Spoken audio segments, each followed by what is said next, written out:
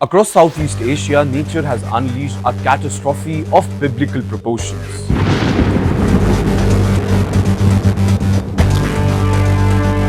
A once-in-300-year storm has descended upon the region like a relentless predator, transforming bustling cities into lakes of despair and turning peaceful villages into scenes of unimaginable tragedy.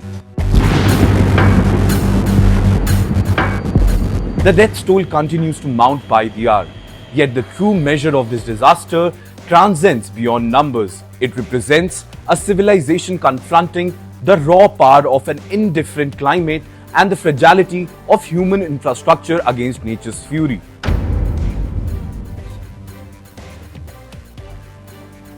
Thailand's Hat Yai stands as the epicenter of this meteorological nightmare. It all started on 21st November, when this commercial hub recorded 335 millimeters of rainfall in a 24-hour period, a rainfall that meteorologists confirmed has not occurred in the last 300 years.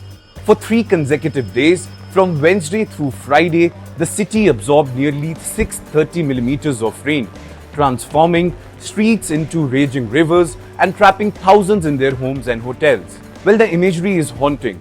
Residents climbing to rooftops, waiting for rescue boats that cannot arrive fast enough, hospitals partially submerged, forcing critical patients to be airlifted by military helicopters, and also families wading through chest-deep flood waters, their possessions dissolving into the murk.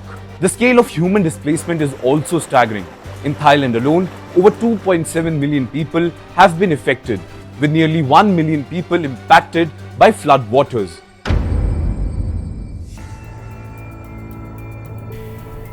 Across the border in Malaysia, the situation is similarly dire.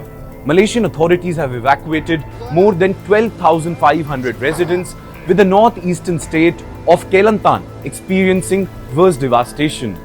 Meanwhile, Sri Lanka is also witnessing something similar.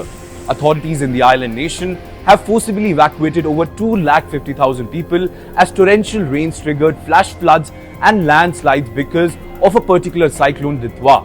Now let's talk about Indonesia, where another tropical cyclone unleashed floods and landslides on the Sumatra island and left many people dead and numerous others missing.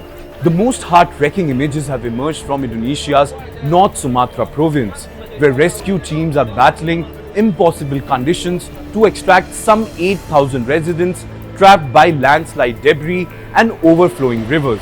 Now let's talk about the death toll, which has surged across the region with alarming speed.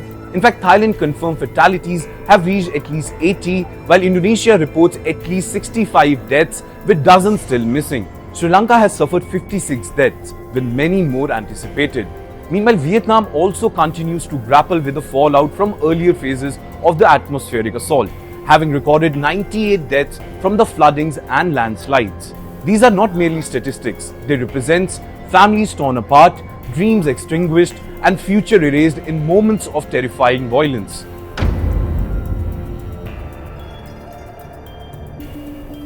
Southeast Asia is facing some of the worst weather conditions in the recorded history due to a combination of natural climate patterns intensifying and the accelerating impact of climate change. The normal seasonal monsoon rains have become extraordinarily heavy, fueled by rising global temperatures that allow the atmosphere to hold more moisture. In fact, this shifts rain delivery from steady showers to sudden relentless downpours that overwhelm rivers, drainage systems, and urban infrastructure which is developed using heavy concrete materials. In fact, in 2025, the Southeast Asia experienced an unusual convergence of meteorological forces. A strong La Nina phase intensified rainfalls, while tropical storms and cyclones from greater frequency and strength over unusual warm seas.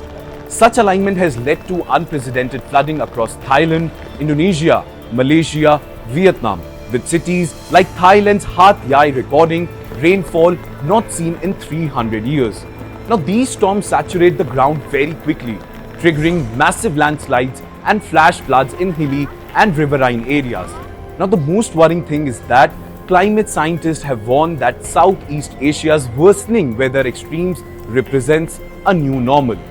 This particular region is heating nearly twice as fast as the global average, accelerating the intensity and unprecedentability of monsoons and tropical storms.